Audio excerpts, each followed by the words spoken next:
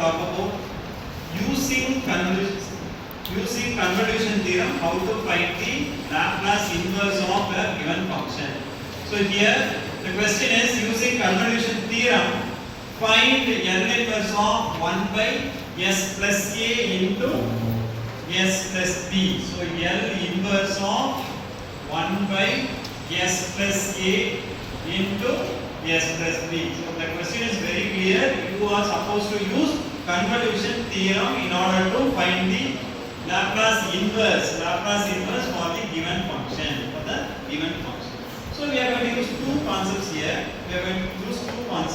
One is the definition of convolution. The other one is convolution theorem. Based on convolution definition, we have theorem in convolution. So two things we are going to use. You can even start writing on this. The convolution definition says, suppose if we have two functions, if we have a convolution between two functions, this symbol denotes convolution. Suppose there is a convolution between two functions, f of t into g of t. I think you are listening, madam. You are listening. So f of t convolution g of t is equal to integral 0 to t f of u. So we are using a different variable, f of u g of t minus u into d. So instead of this, we are going to use this integral concept. So f of t convolution g of t. Whenever you have two functions in this model, you can use integral 0 to t f of u g of t minus u du. So how to use this? Then how we use this convolution theorem? That is the work we are going to do here. So the similar concept like partial fractions, by using this methodology, we can easily derive the L inverse. So Laplace inverse. So the first step. The first stage we will be using the convolution theorem. So you can see the importance of convolution theorem here. So you can see the question. So L inverse of 1 by s plus a into s plus b. S plus a into s plus b. So even I can write this one as L inverse of 1 by s plus a, 1 by s plus b. Now I am comparing this term with this left hand side of the theorem.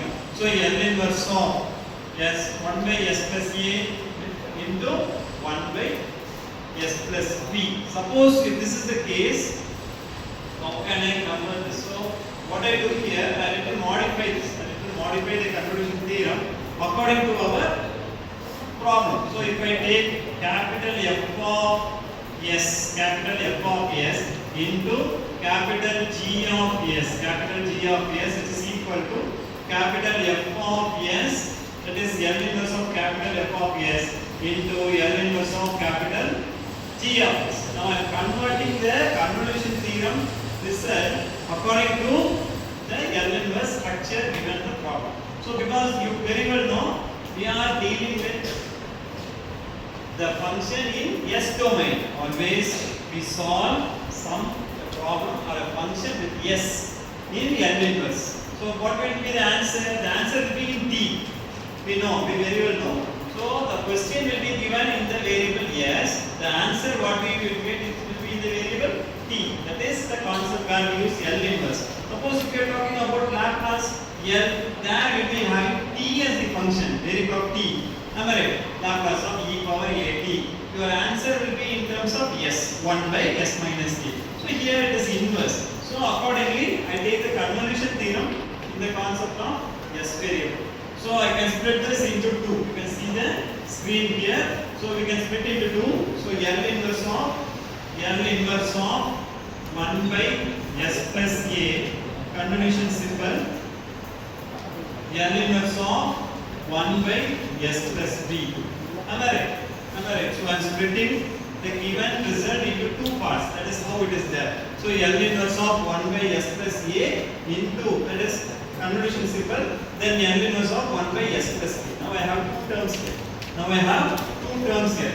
So you can see this is the result written there. So what I can do in the next part. Now you all very well know what is L inverse of 1 by s plus a. 1 by s plus a is e power minus at. So this result, this gives you the result e power minus at. Then what about this result? E power minus dt. In between these two we have the convolution symbol. In between these two we have the convolution symbol.